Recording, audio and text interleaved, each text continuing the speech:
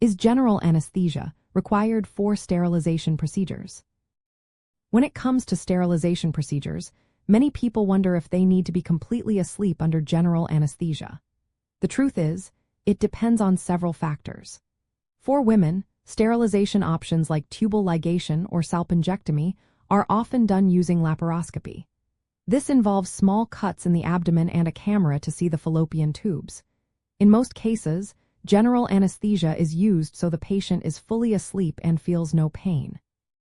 But sometimes, regional anesthesia like spinal or epidural blocks can be used instead, especially if the patient prefers to stay awake or has specific health considerations. Postpartum sterilization, which happens shortly after childbirth, usually involves regional anesthesia because women often already have an epidural from labor. If regional anesthesia isn't suitable or available, general anesthesia might be chosen. There is also hysteroscopic sterilization, a less invasive method that involves inserting devices into the fallopian tubes through the cervix.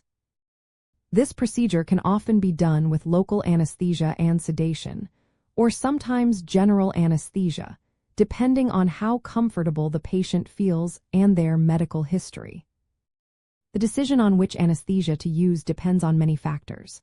A person's overall health, previous surgeries, and any medical conditions play a role.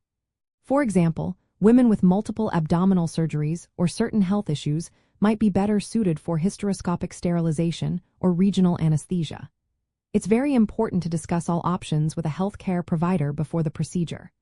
While general anesthesia is common, it does carry some risks like breathing or heart issues. Local or regional anesthesia generally has fewer systemic effects, but may not be appropriate for everyone. In summary, general anesthesia is often used for sterilization procedures because it makes the process more comfortable and pain-free. However, it is not always necessary. The choice of anesthesia should be personalized based on the patient's health, the type of sterilization, and the clinical setting. Patients should have a clear understanding of the risks and benefits of each option to make an informed decision. Always consult with a healthcare professional to determine what is best for your individual situation.